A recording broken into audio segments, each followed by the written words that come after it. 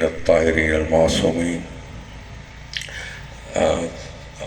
تمام حاضرین گرامی، آپ سب کی خدمت میں السلام علیکم۔ آپ سب کا بیحد ممنون ہے ہم لوگ، اور میں اور خصوصاً یہ اپنے ہمارے بھائی آفتاب حیدری صاحب اور ان کی ساری ٹیم کہ آپ لوگوں نے ان کی دعوت پر آپ سب لوگ یہاں تشریف لائے اور اپنے قیمتی وقت سے ہمیں نوازا۔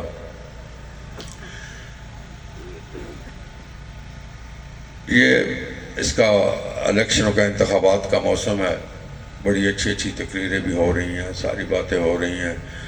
4 دفعہ کے آزمائے ہوئے لوگ، 5 دفعہ کے لوگ آ کر دوبارہ ہمیں پھر پکیاں دینے کی کوشش کر رہے ہیں، گولیاں دے رہے ہیں۔ لیکن آپ تمام لوگ اپنی اپنی عمروں کے حساب سے، اپنے اپنے مطالعے کے مطابق پاکستان کی تاریخ اور ان تمام پارٹیوں کے خلوص اخلاص، ان کی کارکردگی، ان کی ہر شے سے واقف ہیں۔ یہ آج کا شہری پاکستان کا سیاسی شعور کے لحاظ سے جس سطح پر پہنچ چکا ہے، یہ ایک طویل سفر تھا۔ مجھے یاد ہے کہ میں 8ویں کلاس میں پڑھتا تھا۔ 1969 میں جناب ذوالفقار علی بھٹو کے ہاتھ پکڑ کر ہم لوگوں نے بازار شہیداں چوک سے لے کر پار ہوتی مردان تک واک کی تھی، اور وہاں پہ پہلا جلسہ کیا تھا۔ شعور اور آگہی کی اسی تحریک کے درمیان میرے خاندان کو یہ اعزاز حاصل ہے کہ ہمارا 18 سالہ جواں سال بھائی سید ظہیر نقوی نوشہرہ کالج میں جمہوریت کے لیے اس نے اپنی جان کا نذرانہ پیش کیا، اور ان کی شہادت ہوئی وہاں پر۔ اس کے بعد اسی دن غالباً پنڈی گھیب سے عبدالحمید نام کے ایک نوجوان تھے جن کی راولپنڈی پولی ٹیکنیکل انسٹیٹیوٹ کے سامنے شہادت ہوئی، اور تیسری شہادت کراچی میں ہوئی، وہ وہاں کراچی کے مقامی تھے۔ ان 3 شہادتوں کے بعد ایوب خان جیسے ڈکٹیٹر عامر کو اسی رات استعفیٰ دینا پڑا۔ یہ شعور اور آگئی ذوالفقار علی بھٹو کا ایک بہت بڑا احسان تھا اس قوم پر کہ جو قوم ڈکٹیٹرشپ اور آمریت کے بوجھ اور خوف تلے دب کر زندگی گزار رہی تھی۔ لوگ اپنے بنیادی حقوق سے محروم تھے، کسی کے اندر بولنے کی سکت نہیں تھی۔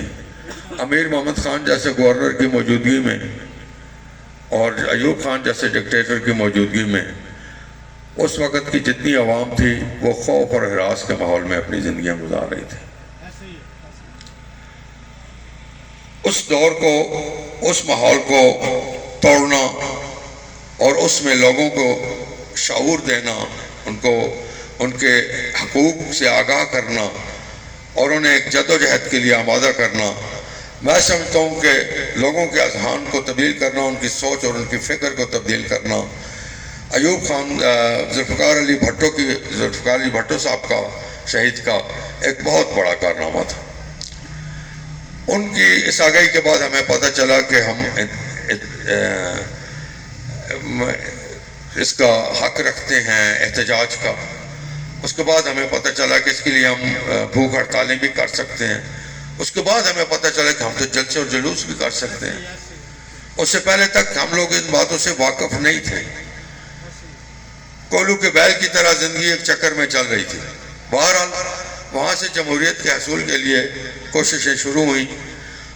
ذوالفقار علی بھٹو صاحب بڑی واضح اکثریت سے برسر اقتدار آئے، اور برسر اقتدار آنے کے بعد انہوں نے جب اس ماحول میں قدم رکھا تو جو حالات 75 سال سے چل رہے ہیں، آج کا ہر پاکستانی شہری ان حالات سے بڑے اچھی طرح سے واقف ہے۔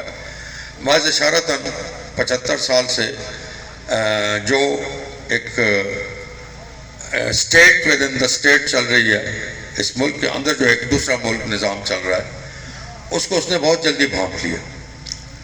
ذوالفقار علی بھٹو کو اندازہ ہو گیا کہ میں اگر کچھ کرنا چاہتا ہوں تو میں اپنی مرضی سے یہاں کچھ بھی نہیں کر سکتا. اس زمانے میں اگر آپ کو یاد ہو تو 1973 تھا غالباً رانا صاحب، یا 1974 تھا کہ ذوالفقار علی بھٹو صاحب نے UN میں کچھ قراردادیں پھاڑی تھیں. امریکہ کے خلاف پہلا احتجاج، باقاعدہ احتجاج اور زبردست طریقے سے بڑا پاورفل احتجاج تھا UN کے اندر قراردادیں پھاڑنا. اور پھاڑ کے وہاں پہ رکے نہیں، وہ پھاڑ کر اپنے پورے سٹاف کو لے کر نکلے، ایئرپورٹ پر پہنچے اور جہاز میں بیٹھ کر واپس آ گئے. تو واپس آنے کے بعد ذوالفقار علی بھٹو نے، یہ ان کا وین تھا. میں آپ کو ان کے متعلق ایک چھوٹی سی بات بتاتا چلوں، میں یہاں پہ تھوڑا سی اپنا موضوع بدل رہا ہوں. جب ذوالفقار علی بھٹو شہید کو پھانسی دی گئی تھی تو میں اس وقت دبئی میں مینا جبل علی پروجیکٹ کی کنسٹرکشن میں مصروف تھا. تو ایک یہودی گورا تھا ہمارا جو شفٹ انچارج تھا، وہ میرے پاس آیا، میں ایکسکیویشن کی سائٹ پہ کام کرا رہا تھا. تو اس نے مجھے آ کے کہتا ہے Naqvi I have a very bad news for you. میں کہا واٹ از دیٹ گریس؟ کہتا ہے کہ the bad news is that your Prime Minister Zulfikar Ali Bhutto has been hanged to death. بہت چھوٹ گئے میرے. تو اس نے ایک جملہ کہا، اس نے کہا I'm really sorry for you guys. As far as your leader is concerned, Zulfikar Ali Bhutto, he is not only a politician, he is the institution of politics. اس نے کہا وہ ایک لیڈر نہیں ہے، ایک سیاستدان نہیں ہے، وہ سیاست کی درسگاہ ہے. تو بھٹو صاحب نے واپس تشریف لا کر جو سب سے پہلا کام کیا، انہوں نے اسلامک سمٹ بلا کر ان تمام سربراہان مملکت کو اکٹھا کیا، صلاح مشورے کیے گئے. اس میں بہت ساری پالیسیاں ڈیسائیڈ کی گئیں. اس میں تیل کو بطور ہتھیار استعمال کرنے کی بات ہوئی، اس میں ایک اسلامی کرنسی بنانے کی بات ہوئی، اس میں ایک اسلامی فوج بنانے کی بات ہوئی. معزز مہمان سالار صاحب تشریف لا رہے ہیں جی، اور ان کے استقبال کے لیے تھوڑی سی دیر کے لیے ہم اپنی گفتگو کو روکیں گے. انشاءاللہ جیت ہماری ہوگی.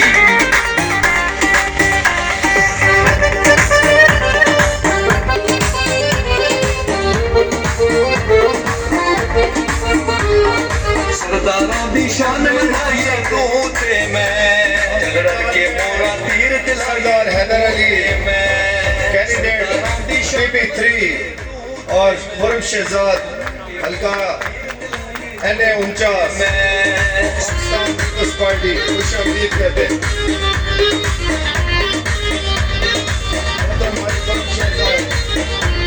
حلقہ NA49 اور حلقہ PP3 کے نامزد پاکستان پیپلز پارٹی کے نامزد سردار حیدر علی.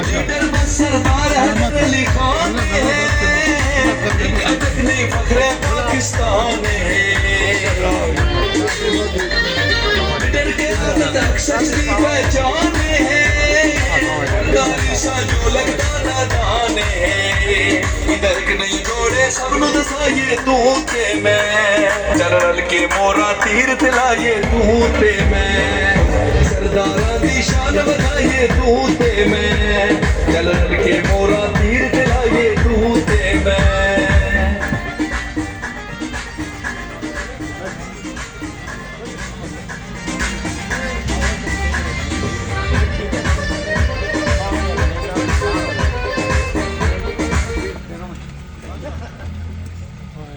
آپ سے گفتگو ہو رہی تھی، اس دوران معزز مہمان گرامی تشریف لا چکے ہیں. تو انشاءاللہ پھر اگر کبھی موقع ملا تو اس سلسلے میں باقی بات چیت ہوگی، چونکہ بڑی طویل بحث ہے، یہ بڑی طویل گفتگو ہے. ایک پوری تاریخ ہے جس کے ہم لوگ چشم دید گواہ ہیں. ہماری عمر کے، میری عمر کے لوگ جو آج 70 کے نزدیک، 68 69 70 کے نزدیک پہنچ رہے ہیں، انہوں نے یہ تمام جد و جہد دیکھی ہے. اور اس تمام جد و جہد کا آغاز جو تھا وہ ذوالفقار علی بھٹو کی جرأت تھی، ہمت تھی، کہ جس نے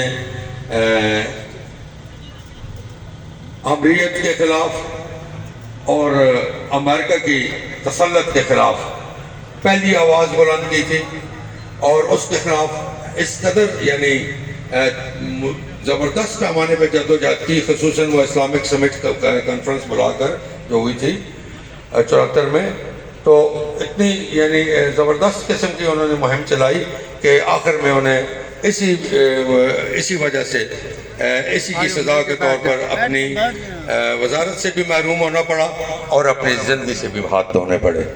تو ایک طویل جدوجہد ہے پیپلز پارٹی کی۔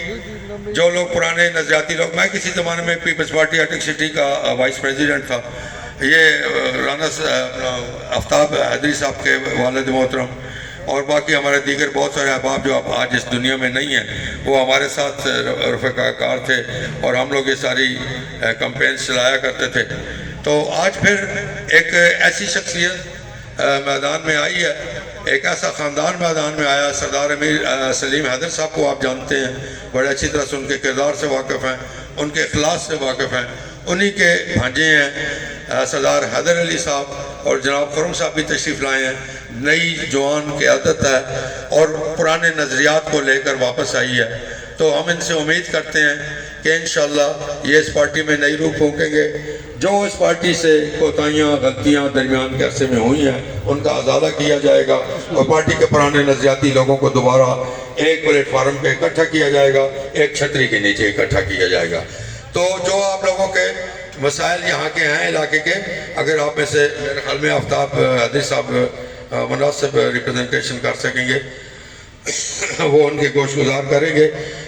یہ فوری طور پہ کچھ بھی ایک دم سے نہیں ہوتا، ایک پروسیس ہے۔ اس کے بعد سے اللہ کرے اللہ پاک ہمیں کامیابیاں دے، آپ سب کو کامیاب کرے، اور آپ کے نمائندگان جو ہیں وہ ایوان حکومت میں تشریف لے کر جائیں اور وہاں جا کر وہ اپنی اپنی ذمہ داریاں سنبھالیں، اور اس کے بعد پھر ہمارا حق بنتا ہے کہ ہم ان سے گزارشات اپنی جو ہیں اس کی تکمیل کے لیے بات چیت کریں گے انشاءاللہ۔